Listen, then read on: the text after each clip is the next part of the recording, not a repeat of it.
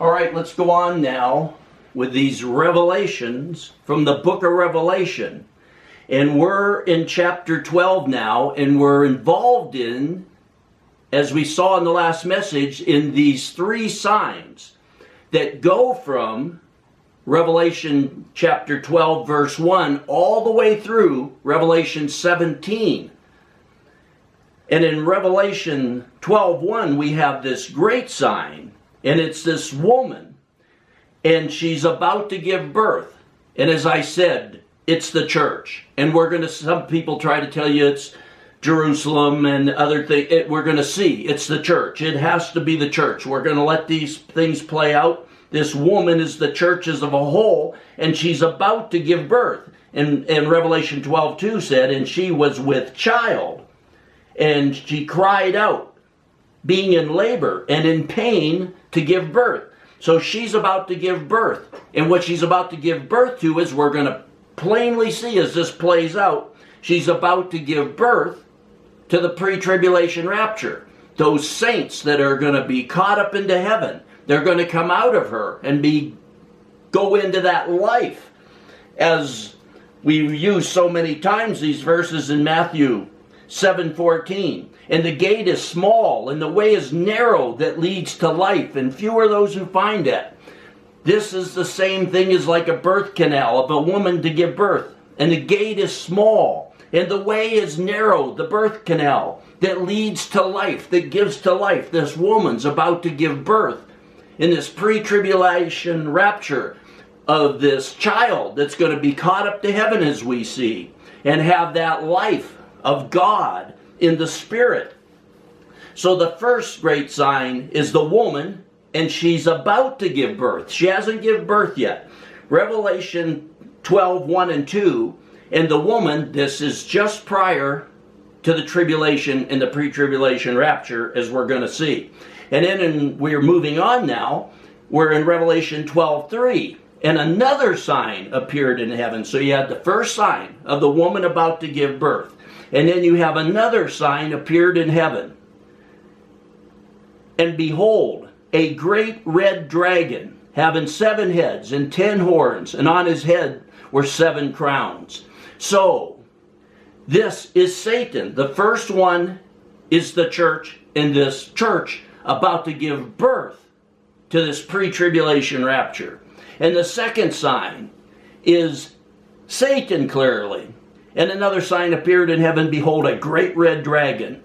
So, we have the church and we have the dragon. And as we're going to see, this too, with Satan, is just before the rapture and just before the tribulation starts. And so we see Satan. Another sign appeared in heaven, and behold, a great red dragon. And in verse 4, and his tail swept away 1/3 of the stars of heaven, and threw them to the earth. So this is Satan about to fall to earth, and those stars of heaven will be those angels from the past that followed him, and now they're with him, and we're going to see that again later. And the dragon stood before the woman who was about to give birth. You see that there? We're not at the tribulation or the pre-tribulation rapture yet. The woman is about to give birth. She's in pain. She's in labor. And the dragon stood before the woman who was she hasn't yet, about to give birth, so that when she gave birth, he might devour her child. So as I said in the last message, through these signs, you're going to see that especially in 12:1 and 12:3, you have these two signs. One is ascending. The woman is given birth to this child that's going to be caught up to heaven, as we're going to see in the pre-tribulation rapture. The other is descending. It's Satan, as we're going to see very shortly. This child is ascending, and Satan is descending. And so this woman, she hasn't given birth yet. Satan is standing before her as she's about to give birth, because he wants to devour this child. Why does he want to devour this child? Because he's being cast down from heaven. He's descending. He's been in the heavenlies, as we're going to see. Even to this point, he's been allowed to roam heaven. And we're going to see this is why he wants to devour this child. He's about to be cast to earth from heaven. And she is giving birth to this child that's rising up and that's going to rule and reign with Christ. And this is what he hates, that he is descending. He's being cast out. This child is rising to rule and reign with Christ, rising to heaven. And this is why he wants to devour it. And in verse 5, and she gave birth to a son, a male child. So now right here you have the pre-tribulation rapture. We had the woman and Satan just prior to the pre-tribulation rapture, just prior to the tribulation. But now, and she gave birth to a male child who is to rule all the nations with a rod of iron. And her child was caught up to God and to his throne. Raptured, caught up. That's what raptured means, to be caught up. So this child, this woman's about to give birth. Satan wants to devour this child. It's ascending. He's descending. He doesn't want that. This is bringing great anger to him. And she's about to give birth to a child who's to rule and reign the nations with a rod of iron. And her child was caught up to heaven, was raptured. And this has to be the church, because look what the Lord said in Revelation 2, 26 and 27. Revelation 2, 26 and 27 to the church of Thyatira. What did he say here? Nevertheless, what you have hold fast until I come. And he who overcomes, to he who overcomes, and he who keeps my works until the end, to him I will give authority over all the nations. What did it say there? Who is to rule all the nations with a rod of iron. To him I will give authority over the nations, and he shall rule them with a rod of iron, as the vessels of the potter are broken to pieces. So here, in this message to the church, to Thyatira, the Lord's telling them that if they overcome, to him who overcomes and keeps my works until the end, to him I will give authority over the nations, and he shall rule them with a rod of iron. Here we have this woman about to give birth, and she's saying the same thing. Saints, this is the pre-tribulation rapture. And she gave birth to a son, a male child, who is to rule all the nations with a rod of iron, and her child was caught up, raptured, to God and to his throne. So now she was pre-tribulation, pre-rapture, before the pre-tribulation rapture, before the tribulation. So was the second sign with Satan. She was about to give birth. Satan comes to devour that child, but she gives birth to that child. It's caught up to heaven. That child, those were ready, waiting, watching. They didn't love the world, nor the things of the world. And it's caught up to heaven in the pre-tribulation rapture. Remember what the Lord said there? And to he who overcomes, and he who keeps my works until the end, to him I will give authority over the nations, and he will rule them with a rod of iron. So this is the pre-tribulation rapture of the church as a whole. The woman represents the whole church. And as you're going to see, it's the whole church. It's the church that for the pre-tribulation rapture. It's the church in the wilderness. It's the church in the tribulation. It's the church as a whole, as we're going to go through these great signs and see. Verse 6. So she's given birth to this, the pre-tribulation rapture, to that child that's going to rule and reign with Christ. In verse 6, and the woman fled into the wilderness. We're going to see also this woman in the wilderness in these signs, which is the church, because now this is the woman who gave birth to this. And now she's still left. And she fled into the wilderness. What's the wilderness? The word of God is a wheel within the wheel. Nothing ever changes. So you don't have to wonder where it is. It's the same thing in the Old Testament. Where were the people of God in the wilderness? Moses led the chosen people of God in their slavery, representing sin, out of their slavery and sin, through the Red Sea, baptism. And they didn't go immediately into the promised land. They went in the wilderness for a lifetime, till almost every one of them was dead out there, because they weren't in slavery, but they weren't in the promised land. It's the wilderness. It's that place where God takes you until you're ready, prepared, until you, for us, it's coming to the cross, laying down, giving up this life. And the woman fled into the wilderness. Not in sin. She's born again. She's saved. But not in the promised land. She wasn't caught up. She's not in heaven yet. And the woman fled into the wilderness, where she had a place prepared by God, so that there she might be nourished for 1,260 days. There she's going to be nourished. That's 3.5 years. This is the first 3.5 years of the tribulation.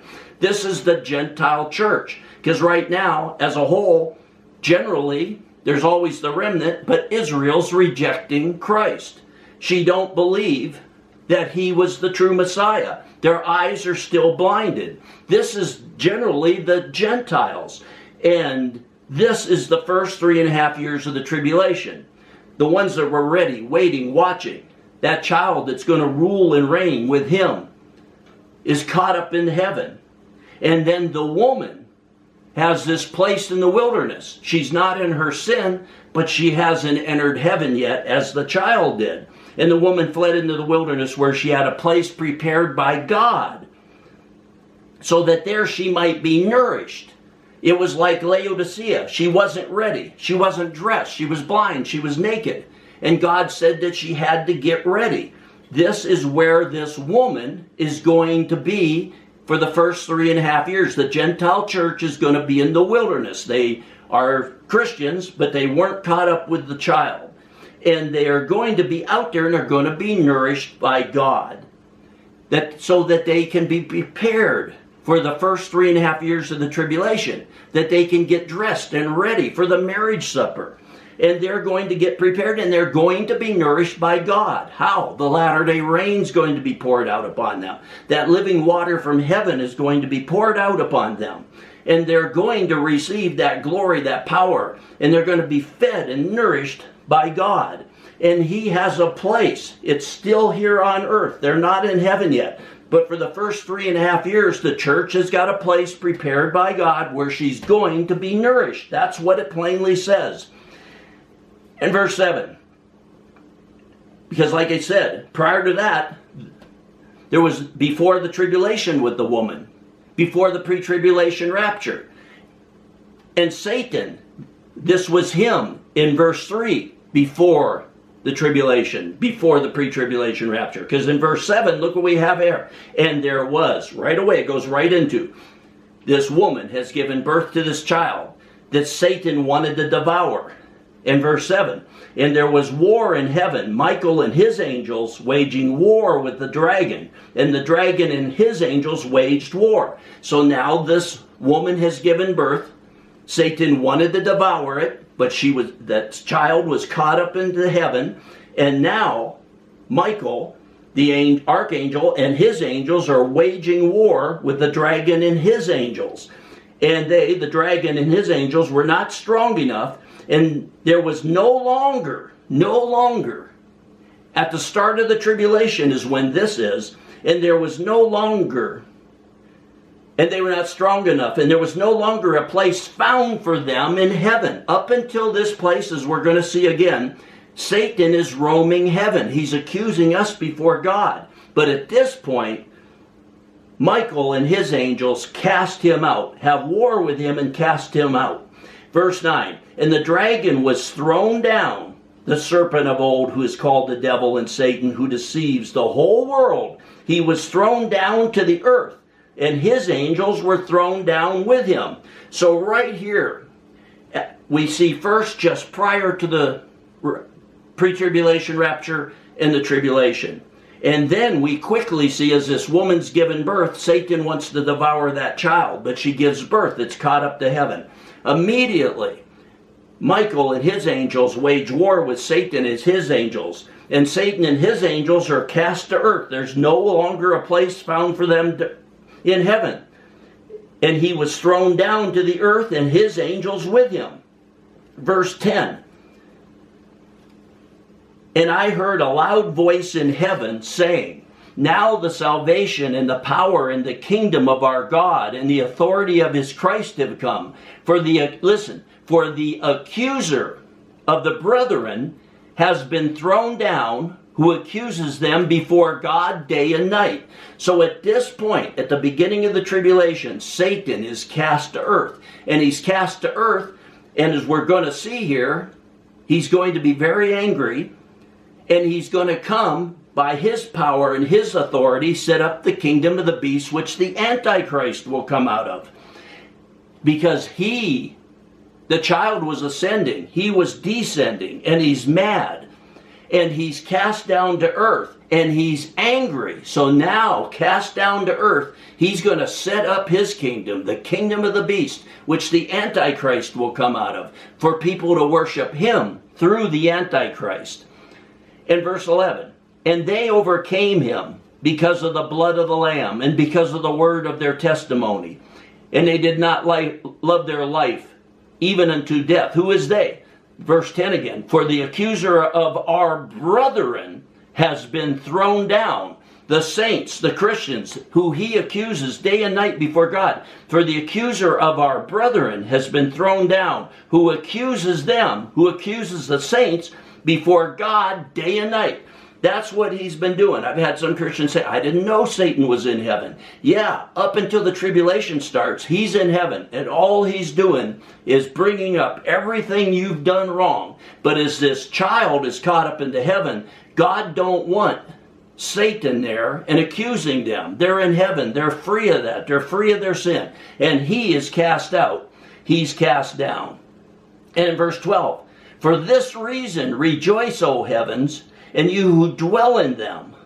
So for this reason, it says, rejoice, O heavens, and you who dwell in them, the angels, the saints, this child that's been caught up there now.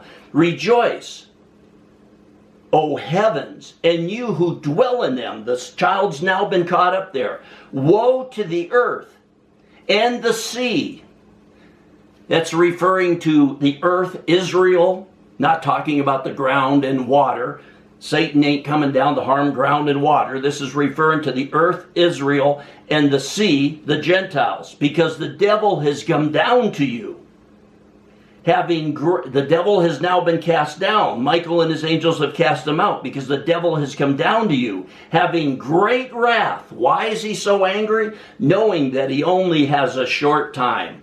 So we see this woman about to give birth. This is pre-tribulation.